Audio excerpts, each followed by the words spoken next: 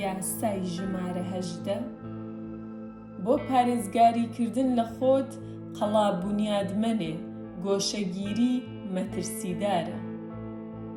جیهان مەترسیدارە و دوژمنان لە هەموو شوێنێکن. دەبێ هەموو کەسێک پارێزگاری لە خۆی بکات. پێدەچێت قەڵا سەلامەترین شوێن بێت، بەڵام گۆشەگیری دەتخاتە بەر مەترسی زۆرتر لەوەی کە بتپارێزێت. قەڵا لە زانیاری بەنرخ داد دەبڕێت، دەتکاتە ئامانجێکی بەرچاو و ئاسان. باشترە لەگەڵ خەڵکدا تێکەڵ بیت و هاوپەیمان بدۆزیتەوە. تۆ لە ڕێگەی قەرەباڵغیەوە قەڵغان دروست دەکەیت. سەرپێچی لە یاساکە. چین شی هوانگتی یەکەمین ئیمپراتۆری چین لە 221 بۆ 210 پێش زاین بەهێزترین پیاوی سەردەمی خۆی بوو. ئیمپراتۆریەکەی ئەو گەورەتر و بەهێزتر بوو لە ئەلێکساندەری مەزن. ئەو هەموو مەملەکەتەکانی دەوری مەملەکەتەکەی چینی خۆی گرتبوو لە قەڵەمڕەویەکی گەورەدا و ناوی نا چین، بەڵام لە دوایین ساڵەکانی ژیانیدا بە دەگمەن دەبینرا. ئیمپراتۆر لە نایابترین کۆشکدا لە پایتەختی هسیەنگیانگ دەژیا. کۆشکەکە 270 تاوەری هەبوون کە هەموویان بە ڕێڕەوی ژێرزەمینی نهێنی گرێدرا بوونەوە و ڕێگەی بۆ ئیمپراتۆر خۆش دەکرد لە کۆشکەکە دەربچێت بێ ئەوەی کەس بیبینێت. ئەو هەر شەوێک لە ژوورێکی جیاوازدا دەخەوت و هەر کەسێک چاوی بە ئەو بکەوتایە دەست بەجێ سەری دەپەڕێنرا. تەنیا چەند پیاوێک نەبێت کە شوێنەکەیان دەزانی و ئەگەر ئەوانیش بە کەسێکیان بووتایە ئەوانیش دەکوژران. یەکەمین ئیمپراتۆر ئەوەندە لە پەیوەندیکردن بە مرۆڤەوە تۆقی بوو کە کاتێک دەبوایە کۆشک جێ بهێڵێت بە دزیەوە دەردەچوو، بە ولیاییەوە خۆی دەگۆڕی. لە گەشتێکی وەهادا لە ناوچەیەکەوە بۆ ناوچەیەکی تر لە پڕێکدا مرد. لاشەکەی بە عارەبانەی ئیمپراتۆر گەڕێنرایەوە بۆ پایتەخت، لەگەڵ عارەبانەیە کە پڕ کرابوو لە ماسی سوێرکراو کە لە پشتیەوە ڕادەکێشرا بۆ ئەوەی بۆنی ڕزینی لاشەکە بشارێتەوە. کەس ئاگاداری مردنی ئەو نەبوو. ئەو تەنیا بوو، دوور لە ژن و خێزان و هاوڕێ. دەرباریەکانی و تەنیا وەزیرێک و چەند دەست و پەیوەندێک نەبێت هاوڵێتیان دەکرد. لێکدانەوە. شی هوانگتی وەکو پاشای چین دەستی پێکرد، جەنگاوەرێکی بێترس بە تموحێکی بێسنوورەوە. نووسەرانی سەردەمەکە وەکو پیاوێک بەلوتی زەردەواڵە، چاوی درز ئاسا، دەنگی چەقەڵ و دڵی پڵنگ یان گورگ وەسفیان دەکرد. ئەو هەندێ جار دەیتوانی بەزەیی هەبێت، بەڵام زۆر جار ئەو بەبێ دوودڵی مرۆڤی قوت دەدا. لە ڕێگەی فێڵبازی و توند و تیژیەوە بوو کە ئەو ناوچەکانی دەوری ناوچەکەی خۆی گرت و چینی دروست کرد. نەتەوە و کللتورێکی لە هیچەوە دروست کرد. ئەو سیستەمی دەرەبەگی هەڵوەشاند و بۆ ئەوەی چاوێکی لە ئەندامانی زۆری خانەوادە پاشایەتیەکان بێت کە بە مەملەکەتە زۆرەکانی قەڵەمڕەوەکەدا بڵاو بووبوونەوە، 120,000 یانی بۆ پایتەخت هێنا و گواستنیەوە و لەوێ نیشتەجێ کردن لە کۆشکی گەورەی هسیانیانگ. ئەو دیواری زۆری لەسەر سنوورەکان بونیادنا وە کردی بە داوی گەورەی چین. ئەو یاساکانی وڵات، زمانی نووسین، تەنانەت قەباری ویلی عارەبانەکانی ستاندەرڕایزی کرد. لەگەڵ ئەوەشدا وەکو بەشێک لەم پرۆسەی یەکخستنە، یەکەمین ئیمپراتۆر نووسینەکان و وانەکانی کۆنفۆشیوس، واتە ئەو فەیلسوفەی کە ئایدیاکانی بووبوونە دینێک و کللتورێک لە چیندا قەدەغەی کرد. بە فەرمانی شی هوانگتی هەزاران کتێب کە پەیوەندیان بە کۆنفۆشیوسەوە هەبوون سووتێنران و هەر کەسێک وتەی ئەوی بهێنایەتە کایەوە سەری دەپەڕێنرا. ئەمە دوژمنی زۆری بۆ ئیمپراتۆر دروست کرد. ئەمە بەردەوام ترسی لێ دەنیشت تەنانەت تووشی پارانۆیا بوو. ژمارەی سەرپەڕاندنەکان زیادی کرد. نووسەرێکی هاوچەرخ هان فەیتزوو دەڵێت چین بۆ ماوەی 4 جیل سەرکەوتوو بوو، لەگەڵ ئەوەشدا لە ترس و شڵەژانی بەردەوامی وێرانبوونیدا دەژیا. لە کاتێکدا کە ئیمپراتۆر قوڵ و قوڵتر بۆ ناو کۆشک دەکشایەوە بۆ پارێزگاریکردن لە خۆی، هێواش کۆنتڕۆڵی بەسەر قەڵەمڕەوەکەدا لەدەستدا. دەست و پەیوەند و وەزیرەکان سیاسەتیان بەبێ پرسی ئەو دادەڕشت، یان تەنانەت بەبێ ئەوەی ئاگای لێی بێت ئەوان بە هەمان شێوە پیلانیشیان لە دژی دەگێڕا. لە کۆتاییدا ئەو تەنیا بەناو ئیمپراتۆر بوو. ئەوەندە گۆشەگیر بوو کە بە ئەستەم کەسێک دەیزانی مردووە یا زیندوو. لەوانەیە ئەو لەلایەن هەمان ئەو وەزیرەوە پیلانگێڕانەوە ژەهر خوارد کرا بێت کە هانیان دەدا گۆشەگیر بێت. ئەمەیە گۆشەگیری لەگەڵ خۆیدا دەیهێنێت. بکشێوە بۆ ناو قەڵایەک و ئیتر تۆ پەیوەندی لەگەڵ سەرچاوەکانی دەسەڵاتت لەدەست دەدەیت. تۆ گوێچکەت بۆ ئەو شتەی کە لە دەوروبەرت ڕوودەدات و هەستی هاوسەنگیت لەدەست دەدەیت. لەبری ئەوەی کە سەلامەتتر بیت، خۆت لەو جۆرە مەعەریفەیە دادەبڕیت و کە ژیانتی پێوەبەندە. قەت خۆت ئەوەندە دووردا مەبڕە بە جۆرێک کە نەزانیت لە دەوروبەرت چی ڕوودەدات. بەو پیلانانەشەوە کە لە دژت دەیگێڕن. پەیڕەوی لە یاساکە. لویسی 16 کۆشکی ڤێرسای و دەرباری لە 1660دا بۆ خۆی بنیادنا، وەکو هیچ کام لە کۆشکە شاهانەییەکانی جیهان نەبوو. هەر وەکو پورەیەکی هەنگ وا بوو کە هەموو شتێک لە دەوری کەسی شاهانەدا دەسوڕایەوە. ئەو لە ژیانیدا بەو خانەدانانە دەورەدرا بوو کە شوقەیان لە تەنیشت خۆیدا بۆ دروست کرابوو. نزیکایەتی ئەم خانەدانانە بەند بوو بە پلەکەیان.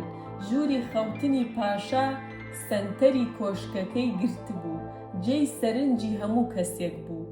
هەموو بەیانیەک پاشا بە سروتێک سڵاوی لێ دەکرا.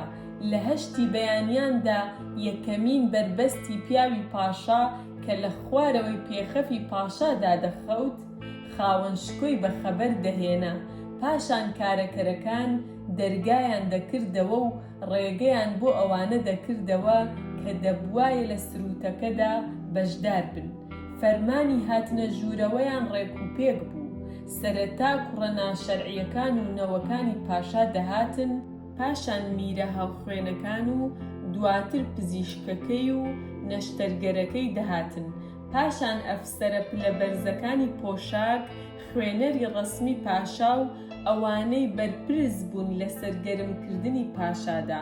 دواتر کاربەدەستی جیاجای حکومی دەهاتن بە پێی بەرزی پلەکەیان. ئینجا ئەوانە دەهاتن کە بە پێی بانگێشتنامەی تایبەت دەبوایە بەشداری بکەن لە سروتەکەدا. بە هاتنی کۆتایی مەراسیمەکە ژوورەکە پڕ دەبوو لە زیاتر لە 100 بەشداری شاهانە و سەردانیکەر. ڕۆژەکە ڕێک دەخرا بۆ ئەوەی هەموو وزەی کۆشک ئاڕاستەی پاشا بکرێت و لە ڕێگەی ئەوەوە ڕەت ببێت. لویس بە بەردەوامی دەربار و کاربەدەستی لەلا بوون. هەموویان داوای ئامۆژگاری و حکمی ئەویان دەکرد. بەرانبەر هەموو پرسیارەکانیشیان زۆر جار وەڵامەکەی ئەمە بوو: با بزانین چۆن دەبێت. هەر وەک سان سیمۆن دەنووسێت، ئەگەر ئەو ڕووی بکردایەتە کەسێک و پرسیارێکی لێ بکردایە، تێبینیەکی ناگرنگی بخستایەتە ڕوو، چاوانی هەموو ئامادەبووان دەکەوتە سەر ئەو کەسە. ئەمە جیاوازیەک بوو کە قسەی لەبارەوە دەکرا و شکۆی ئەوی زیاد دەکرد. ئەگەری نهێنی پارێزی لە کۆشکدا نەبوو، تەنانەت بۆ پاشاش، چونکە هەموو ژوورێک ڕایەڵ بوو بە ژوورێکی ترەوە و هەموو ڕاڕەوێکیش بە ژوورێکی گەورەترەوە گرێ دەدرایەوە کە تیایاندا گروپەکانی خانەدانان بە بەردەوامی کۆ دەبوونەوە. کردارەکانی هەمووان پەیوەست بوو بە یەکترەوە و هیچ شتێک و هیچ کەسێک بە نادیاری ڕەت نەدەبوو. ئەو هەستی بریندار دەبوو ئەگەر سەنگینترینی خانەدانەکان بە بەردەوامی لە دەربار ژیانی بەسەر نەبردایە. ئەوانەی کە قەت خۆیان دەرنەدەخست یان بە دەگمەن خۆیان پیشان دەدا، لویسی 16 کەیفی پێیان نەدەهات. ئەگەر یەکێک لەمانە ئارەزووی شتێکی بکردایە، پاشا بە سەربەرزیەوە دەیوت: من نایناسم، و ئەم حکومدانە قابیلی پێچەوانە بوونەوە نەبوو. لێکدانەوە لویسی 16 لە کۆتایی شەڕی ناوخۆیی خەمناکدا هاتە سەردەسەڵات. خانەدانان دەستپێشخەری بنەڕەتی جەنگ بوون کە بە قوڵی ڕقیان لە دەسەڵاتی گەشەکردووی پاشا بوو. تا مەزرۆی ڕۆژانی دەرەبەگایەتی بوون. کاتێک لۆردەکان خۆیان حکمی زەویەکانی خۆیانیان دەکرد، پاشا دەسەڵاتێکی کەمی هەبوو بەسەریاندا. خانەدانان جەنگی ناوخۆیان دۆڕاندبوو، بەڵام ئەوان وەکو کەسانێکی داغڵەدڵ و سەربەگۆبەند مابوونەوە. بنیادنانی ڤێرسای زۆر زیاتر بوو لە دنەی نائەخلاقی پاشایەکی چێژبەخش و حەز بە خۆشی و دۆستبازی. ئەمە بۆ کردارێکی زۆر گرنگ بوو.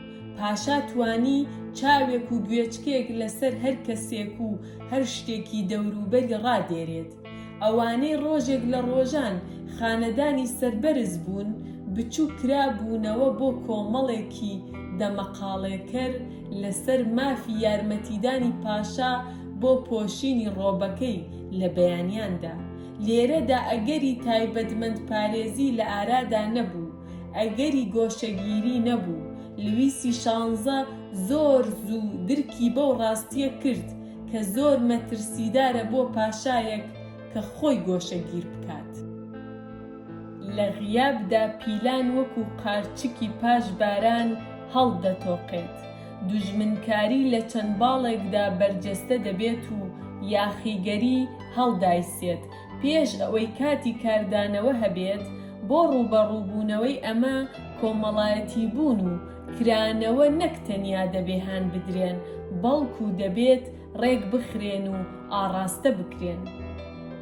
ئەم هەلومەرجە لە ڤێرسای بە درێژایی حکمی لویس درێژەی کێشا کە ماوەیەکی ئاشتی و هێمنی ڕێژەیی هەبوو لە سەرانسەری ئەو کاتەدا.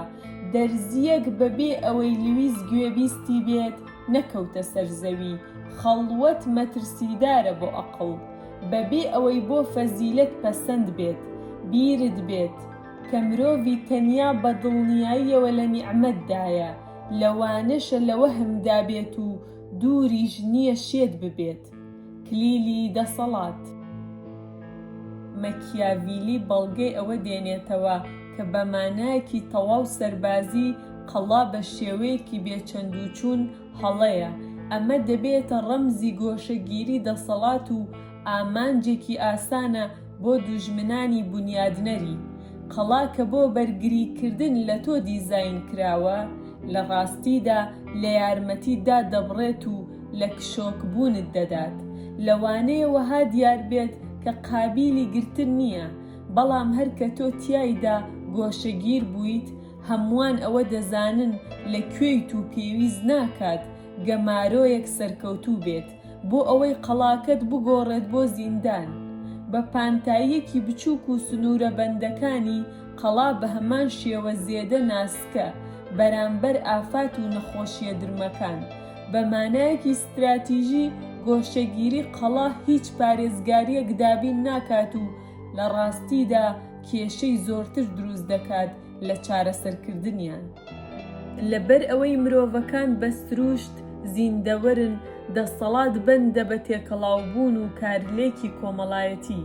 بۆ ئەوەی خۆت بەهێز بکەیت، دەبێت خۆت لە سەنتەری شتەکاندا دابنیت، هەر وەک لویسی 16 کە لە کۆشکی ڤێرسایدا ئەمەی کرد. دەبێ هەموو چالاکیەک لە دەوری تۆ بسوڕێتەوە و دەبێت تۆ بە ئاگا بیت لە هەموو ئەو شتەی لەسەر شەقام ڕوو دەدات و هەر کەسێک کە دەشێ خەریکی پیلانگێڕی بێت لە دژی تۆ. مەترسی بۆ زۆربەی خەڵکی ئەو کاتە پەیدا دەبێت کە هەست بە هەڕەشە دەکەن. لە کاتی وەهادا ئەوان پاشەکشێ دەکەن و خۆیان لە جۆرە قەڵایەکدا گرمۆڵە دەکەن بۆ ئەوەی ئاسایشی تێدا بدۆزنەوە. لە کردارێکی وەهادا ئەوان بۆ زانیاری پشت بە بازنەی بچووکتر و بچووکتر دەبەستن و ڕوانگەیان بۆ ڕووداوەکانی دەوریان لەدەست دەدەن. ئەوان توانای مانۆڕکردن لەدەست دەدەن و بە ئاسانی دەبنە ئامانج و گۆشەگیریان دەیانکات بە پارانۆید. هەروەک لە جەنگ و زۆربەی گەمەکانی ستراتیژیدا زۆر جار گۆشەگیری لە پێش شکست و مەرگەوەیە. لە ساتەوەختەکانی نادڵنیایی و مەترسیدا پێویستە تۆ ڕوبەڕووی ئەو ئارەزووە بیتەوە تا نەیەتە ناوەوە. لە بری ئەمە خۆت تێکەڵاو بکە، سۆراغی هاوپەیمانە کۆنەکان بکە و هاوپەیمانی نوێ دروست بکە، خۆت بخەرە ناو بازنەیەکی جیاوازترەوە. ئەمە فێڵی دەسەڵاتدارەکانە لە چەندەها سەدە پێش ئێستاوە. لەبەر ئەوەی مرۆڤەکان بوونەوەری کۆمەڵایەتین، سەرنجام ئەو هونەرە کۆمەڵایەتیانەی کە ئامادەبوونمان دڵگیر دەکەن دەشێت تەنیا لە ڕێگەی دەرکەوتنی بەردەوام و تێکەڵاوبوونەوە پەراوە بکرێن. چەندەی تۆ زۆرتر لە پەیوەندیدا بیت لەگەڵ ئەوانی تردا، ئەوەندە جوانتر و ئارامتر دەبیت، کەچی گۆشەگیری نامۆیی لە ئاماژەکانی تۆدا بەرهەم دێنێت و سەر دەکێشێت بۆ گۆشەگیری زیاتر. لە کاتێکدا خەڵکی بەرەبەرە خۆت لێلا دەدەن. لە کۆتاییدا لەبەر ئەوەی دەسەڵات دروستکراوی مرۆڤە بە شێوەیەکی حەتمی بە کۆنتاکت لەگەڵ خەڵکی تردا زیاد دەکات، لە بری کەوتنە ناو ئەقڵیەتی قەڵا. بەم شێوازە جیهان ببینە. ئەمە وەکو ڤێرسایەکی گەورەیە لە بارێکدا کە هەموو ژوورێک پەیوەندی لەگەڵ ژوورەکەی تردا بەرقەرار دەکات. پێویستە تۆ واڵا بیت، بتوانیت بۆ ناو و دەرەوەی بازنە جیاجیەکان بیت و بچیت، لەگەڵ جۆرە جیاوازەکاندا تێکەڵ ببیت. ئەو جۆرە جوڵان و پەیوەندیە کۆمەڵایەتیانە لە پیلانگێڕەکان دەتپارێزێت کە ناتوانن نهێنیەکان لە بەرامبەر تۆ و دوژمنەکانتدا بپارێزن، کە ناتوانن تۆ لە هاوپەیمانەکانت دا ببڕن. وێنە قەڵا لەسەری سەرەوەی گردەکە، قەڵا دەبێتە ڕەمزی هەموو ئەو شتەی کە جێی ڕقە لە دەسەڵات و هێزدا. هاوڵاتیانی شار بۆ یەکەمین دوژمن کە دێت ناپاکیت بەرامبەر ئەنجام دەدەن. گەر لە پەیوەندیکردن و زانیاریدا ببڕیت، قەڵاکە بە ئاسانی دەکەوێت. دەسەڵات میرێکی باش و ژیر کە ئارەزومەندی بەرقەرارکردنی ئەو کارەکتەرە و خۆدوورگرتنە لە پێدانی دەرفەت بە کوڕەکانی تا نەبنە سەرکوتکەر، قەت قەڵا بنیات نانێت بۆ ئەوەی بتوانن پشت بە ئیرادەی باشی ڕەعیەکانیان ببەستن، نەک بەهێزی قەڵاکان. پێچەوانە بوونەوە بە دەگمەن شتێکی ڕاست و دڵخوازە کە گۆشەگیری هەڵبژێریت. بە بێئاگابوون لەوەی کە لەسەر شەقامەکاندا چی ڕوودەدات، تۆ ناتوانیت پارێزراو بیت. تاکە شتێک کە پەیوەندی مرۆیی بەردەوام ناتوانێت زەمینە سازی بکات، بیرکردنەوەیە. دەشێ قورسایی گوشاری کۆمەڵگە بۆ گونجان و نەبوونی دووری لە خەڵکی ترەوە، بیرکردنەوەی ڕوون لەبارەی ئەوەی کە لە دەورت دەگوزەرێ ئاسان بکات. کەواتە وەکو پەنایەکی کاتی دەشێ دابڕان یارمەتی دەرت بێت بۆ بەدەستێنانی ڕوانگەیەکی دروست. زۆرێک لە بیرمەندانی جددی لە زینداندا پێگەیشتوون کە تیایاندا هیچمان نییە بیکەین جگە لە بیرکردنەوە. ماکیاڤیلی تەنیا ئەو کاتە توانی کتێبی میر بنووسێت کە خۆی لە تاراوگە و گۆشەگیریدا بینیەوە، لە کێڵگەیەک کە دوور بوو لە پیلانە سیاسیەکانی فلۆرێنس. لەگەڵ ئەوەشدا مەترسیەکە ئەوەیە کە ئەم جۆرە گۆشەگیریە هەموو جۆرە بیرۆکەیەکی نامە و سیر دەخاتەوە، لەوانەیە تۆ ڕوانگەیەکی دروست بۆ وێنە گەورەکە بەدەست بێنیت، بەڵام هەستکردن بە بچووکی و سنووربەندبوونی خۆت لەدەست دەدەیت. هەروەها چەندەی گۆشەگیرتر بیت، ئەوەندە قورستر دەبێت لە گۆشەگیریەکەت بیتە دەرەوە کاتێک هەڵی دەبژێریت. ئەمە بە قوڵایی لمێکی نەرمدا دەدباتە خوارەوە بەبێ ئەوەی تێبینی بکەیت. ئەگەر تۆ پێویستت بە بیرکردنەوە بێت، ئەوە تەنیا وەکو دووە پەناگۆشەگیری هەڵبژێرە و تەنیا بە بڕی کەمێکیش وریا بە بۆ ئەوەی ڕێگەی گەڕانەوەت بۆ ناو کۆمەڵگە بە کراوەیی بهێڵیتەوە.